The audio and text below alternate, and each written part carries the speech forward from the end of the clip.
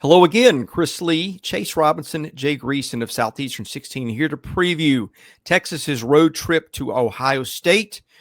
Going to get you the line on the over at FanDuel here shortly from Jay Greeson. FanDuel sponsors our channel this year. You can get your player props. You can get your same game parlays. FanDuel's SGP menu is deep and impressive, so you can really build some fun combinations around player performance and game outcomes. FanDuel's got you covered with competitive odds and tons of betting options. Just remember to bet responsibly and have fun with it.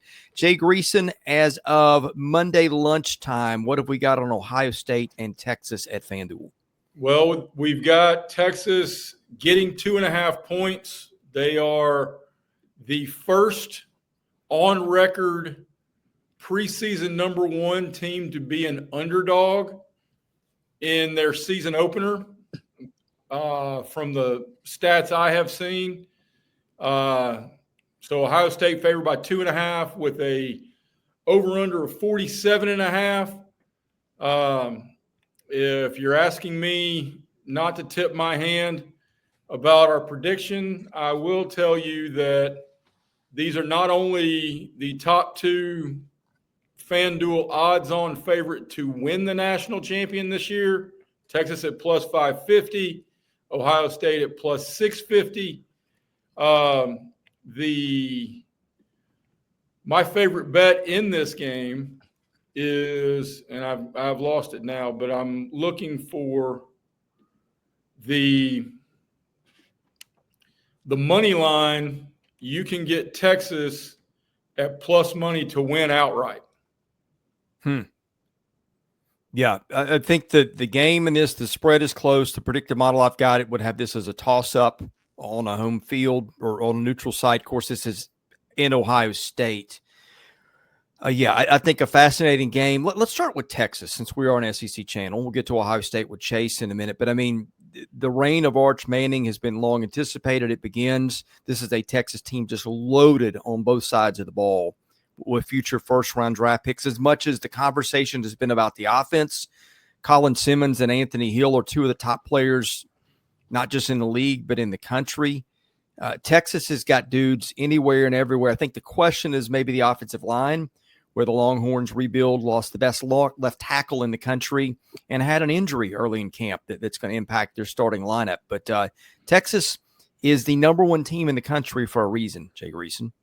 Without question. And I think despite all the hype and hope and promise, and everybody knows his last name and his uncles and his granddaddy and all the things in and around Arch Manning, I think defensively, look, man, you've got to tip your visor to what Ryan Day and Steve Sarkisian have built into bona fide talent factories. Because as I referenced, these are the two favorites to win the national championship.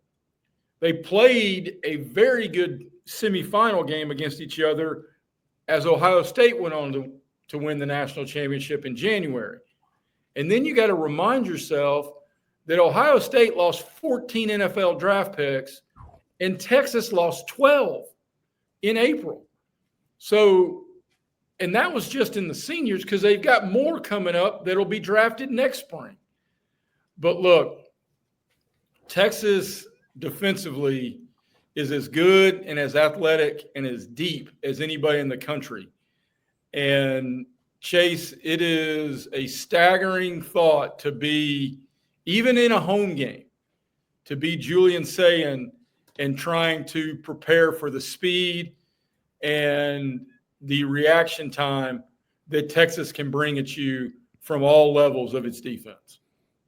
Oh, there's no doubt. I mean, it's interesting to look at this game because, yes, while there's a lot of power offensively for Ohio State, this is a big moment for Julian Sayin. Like, he is stepping in to take the reins, yes, against Texas defensively, who is going to be really, really solid. And to me, this game is going to come down to, is Julian Sayin ready for the moment? Like, is he going to be able to get it to Jeremiah Smith when you've got these Texas guys in his grill. Like, is Ohio State's offensive line ready for what they're going to bring? So, to me, is Julian Sayin ready for this moment? He's there's no doubt. Look, I'm not saying he's a bad quarterback. He's not. Like, he's a good quarterback, but this is a huge moment for his first start. And you could say that for Arch too, but he did get some starts last year.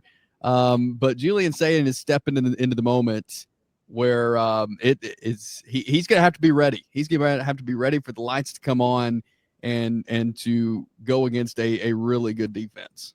To that point, Chris, to that point, I would be real curious, and I have not seen this answer. And of course, I would not even expect him to answer it with the most direct honesty. Because look, college football coaches spin their narrative.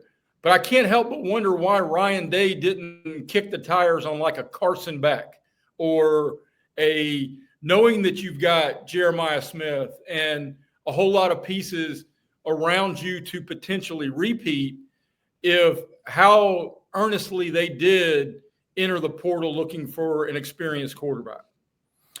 Well, and the dynamic that's kind of interesting you guys hit on is like you got two quarterbacks who are super talented and are going to be the focus of things. You got good receiver rooms. You got Jeremiah Smith, debatably the best player in the country.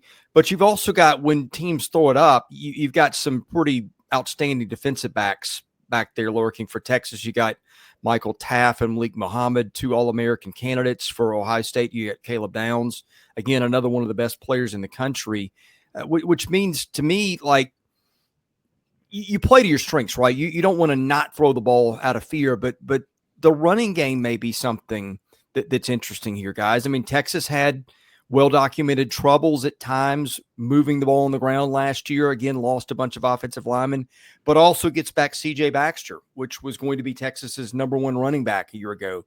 That allowed the Longhorns to develop some depth. I just think the dynamic there of you've got a strength on strength with quarterbacks against secondaries there. How does that go? And then what do the teams do in terms of the running game? How much do they put it on the ground? And probably that's going to be a game flow thing. But the dynamics here between the offenses and the defenses, to me, are fascinating.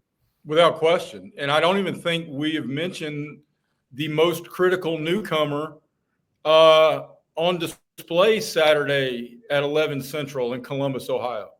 And that will be Ohio State offensive coordinator Brian Hartline, who will be calling plays for the first time as he takes over the keys to a bona fide F1 car. Now that Brian Kelly left after helping them win a national championship. So, look, man, he's doing it for the first time with a first-time quarterback against what will be the best defense they see all season. Chase, we've hit a lot of things. I know you've studied the matchup in depth. Any other storylines or things here that are worth discussion before we get into predictions here in a moment? Well, I think talking Ohio State defense, you mentioned Caleb Downs, and he's a game changer on the field. But the fact that they only picked up 3 transfers on the defensive side of the ball, and 2 of them are like third and fourth guys. You're not going to see them. But they only have 1 transfer on the 2 deep. And so there's a lot of continuity there. Now, they're not all starters. They're guys who've kind of moved up into some roles. But I think the Ohio State defense and, the fact that so many guys are a part of this team this year that were part of that national championship team last year, I think we'll have something to show for it.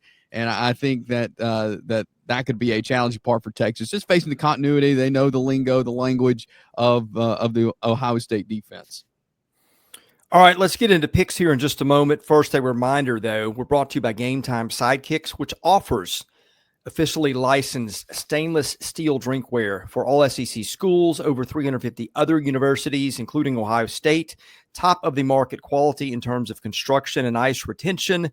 Tons of designs and logos offered for each school, and even the College Vault line, which not a lot of people have. Everything from stainless steel sippy cups, tumblers, 40-ounce bottles, and shaker cups. The show, that I drink my water out of this 40-ounce beauty every day.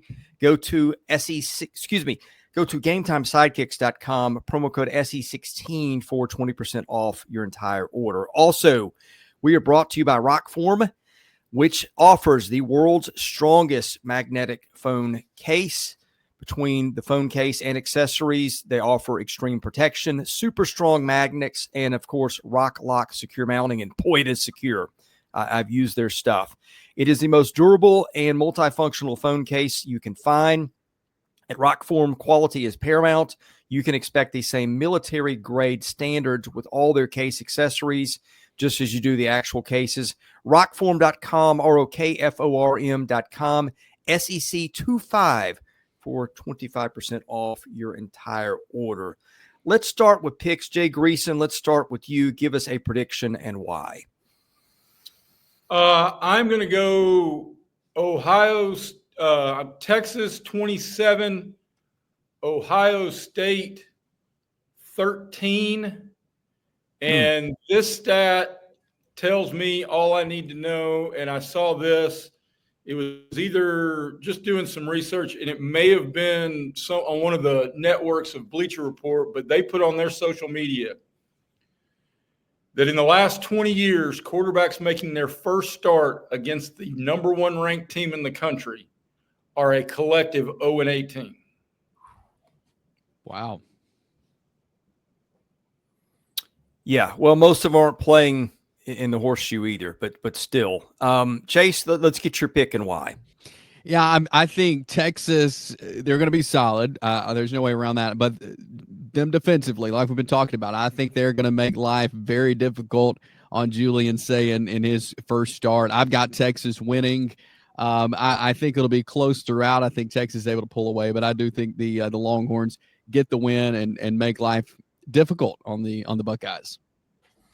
When I saw the preseason forecast out in a lot of magazines and online sites, and Texas was a lot of people's preseason number one, I scratched my head a little bit, said, hey, they lost a lot of dudes.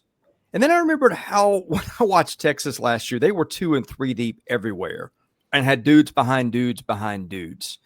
And the kryptonite, I don't know if this is fair, but a lot got blamed on Quinn Ewers for underachievement. Arch Manning, I'm a big prove it guy, okay?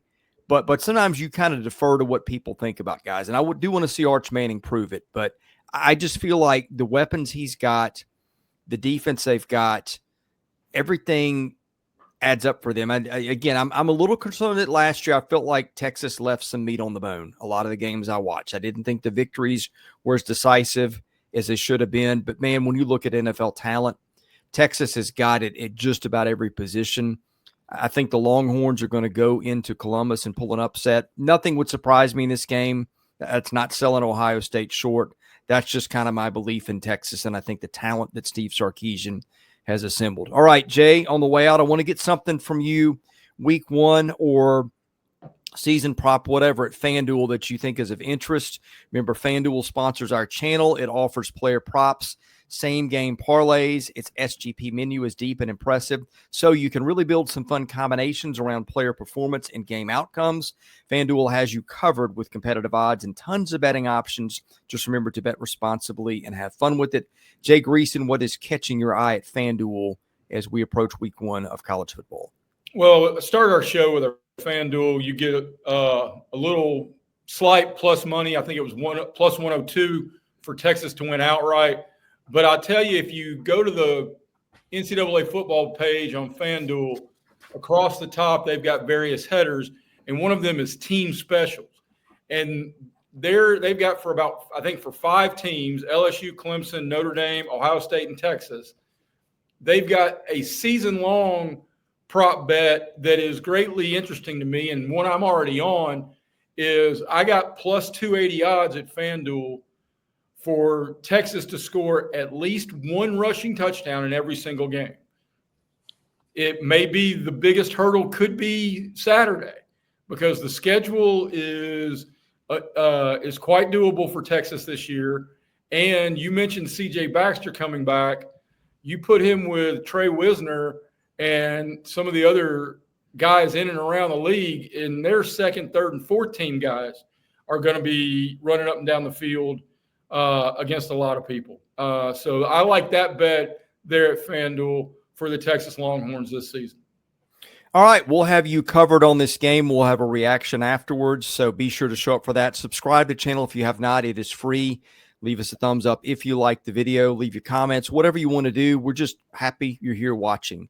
We cover baseball, football, and basketball year-round here in the SEC at Southeastern 16. God bless you. Thanks for watching. For Chase Robinson and Jay Greeson, I'm Chris Lee, wishing you a great day, a happy week one in college football, and we'll see you again soon, again, including the reaction to this one when it's over on Saturday night, Saturday morning.